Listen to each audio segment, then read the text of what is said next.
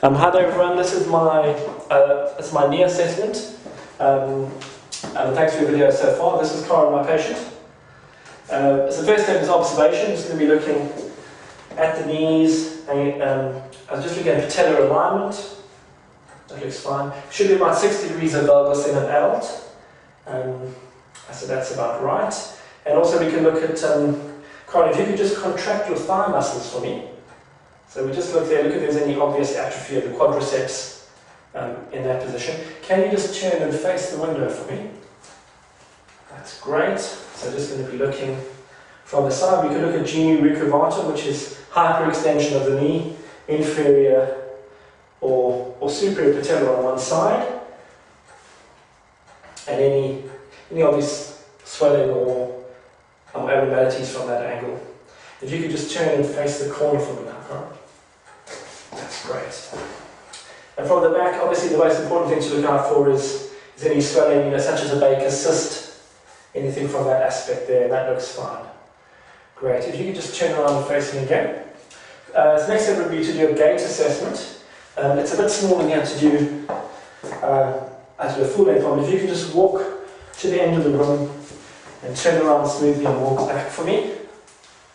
That's great. You can turn and face there. So just looking at any obvious excessive pronation, any tibial torsion there, and you can also look out for Trendelenburg's gait, which could indicate weak hip abductors on one side, which could be indicated in terms of patellofemoral pain syndrome. That's great, thanks Karen. Right, so next step is functional testing. If you can just half a step forward for me, and just squat smoothly down. Great, and back up for me. Again, just looking at symmetry there of the movement. Another test you could do would be the vertical hop. Just hop up for me. Again, just looking for symmetry and strength in that movement. A test you could do is a single leg hop test, where the patient hops. So basically a single leg long jump, and you look for symmetry between the two sides. And any asymmetry of more than 85% could indicate instability in that knee. Great. In terms of functional testing, you can also look at up and down stairs. It's something we can't do now. Okay, I'm just going to bring this table around.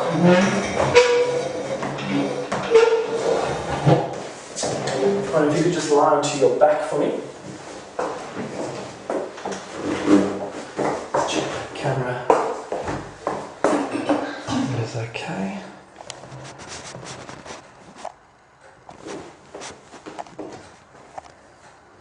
Great. Okay, so active movements of the knee. If you could just bend your knee for me and just bring your heel to your buttock. That's great, and on the other side as well. Okay, so just looking there for symmetry of the movement.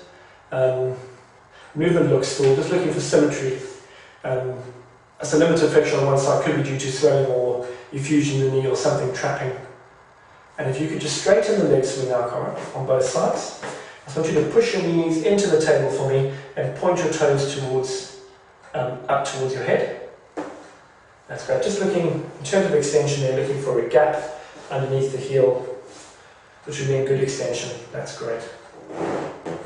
Excellent. If you could just take a seat up for me and facing the camera. So I just want you to turn your ankle in for me and then out. And out, that's good.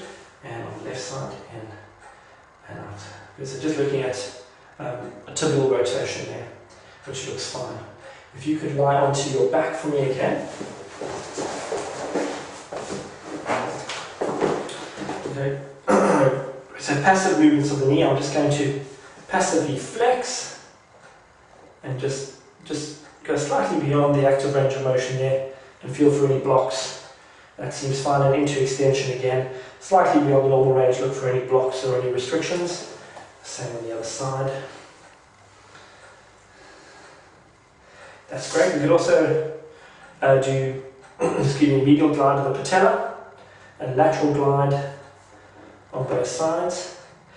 If medial glide is restricted, for instance, it could mean that the lateral structures are tight, And you could also see tilting up on the opposite side. So if the medial structures were tight, you could see tilting of the patella up on the lateral side. That's great. So look at strength of the movements now. I'm just going to do that. I want you to straighten your leg against resistance. So just push forward against me. That's excellent. Okay. Now I want you to push your knee back towards your bum. That's great. And now I want you to just push your foot up against my hand and down. That's excellent. Good stuff. So resisted isometric movements there. And those are all fine. Okay. Looking at instability, let's make sure the camera's fine. Okay, so we did one plane instability. Excuse me, so we look at the valgus stress test. We start in full extension with the ankle slightly externally rotated, and then we apply a valgus stress there. And we're looking for the tibia moving away in relation to the femur, and that seems fine. And then we go to 20 to 30 degrees of flexion out there, and we do the same. Again, looking for the tibia moving away. So we get the tibia moving in relation to the foot, in relation to the femur, and that seems fine.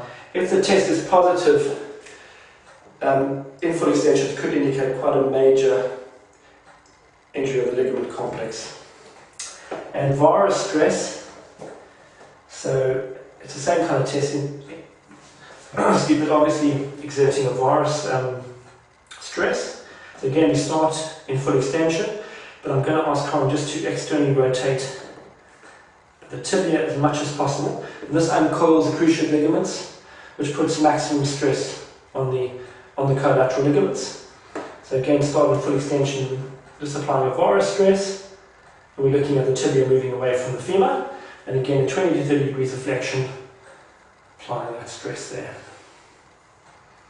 That's fine. Again, if the test is positive in full extension, it indicates quite a major injury of the knee. Corin, if you could just bend this leg for me. In fact, I might do it this side. So the hip flex to 45 degrees, knee to about 90. I'm just going to take a seat on your foot there. So look at anterior and posterior instability here. The first thing we should look for is a posterior sag sign.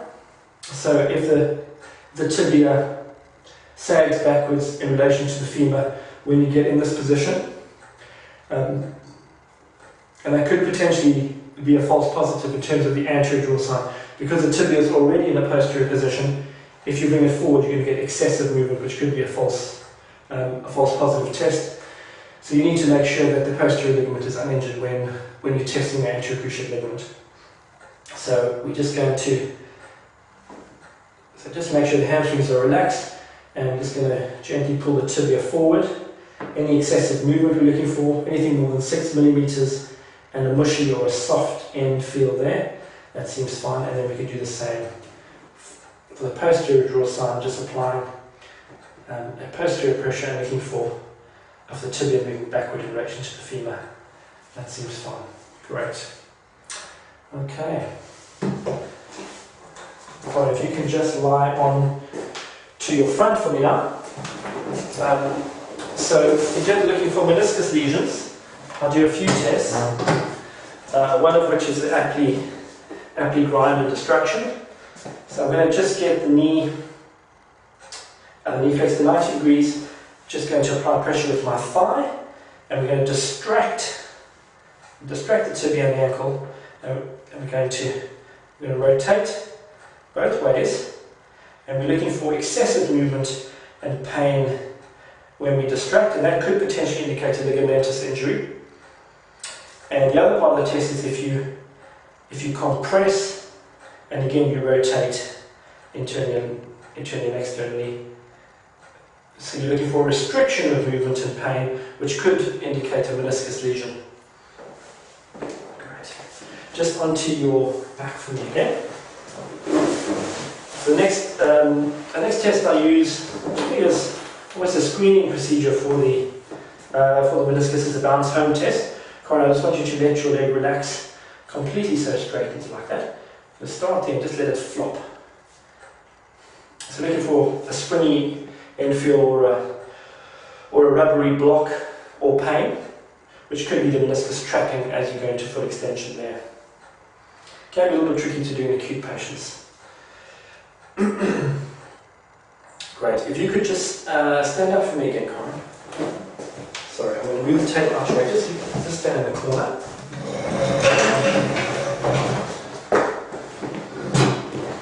Come half a step forward. So your feet are about 30 centimeters apart, slightly wider. And I want you to turn your feet outwards. I want you to squat now, keeping your feet on the floor, squat as far as you can. Any pain there? Come up for me slowly. That's great. Now I want you to turn your feet inwards. Slightly wider apart, that's great. And now, okay, keep them turned inwards. And I want you to squat again as far as you can. And come up for me smoothly. That's great. Any pain there? Okay, so that's an EEGS test. It's basically a modified McMurray's. And we're looking for any pain in the region, pain along the joint line, or a clicking hurt along the joint line as you go into the squat movement.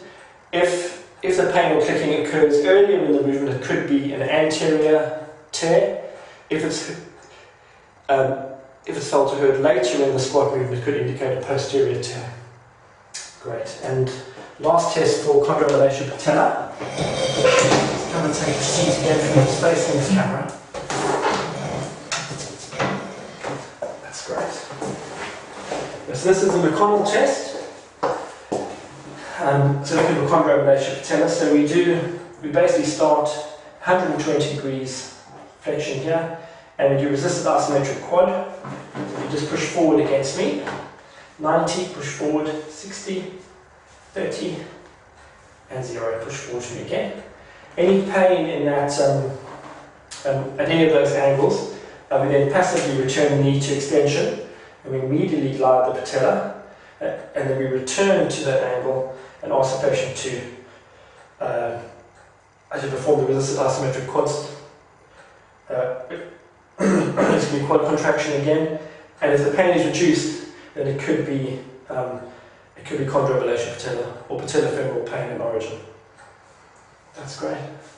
Thank you. Thanks everyone.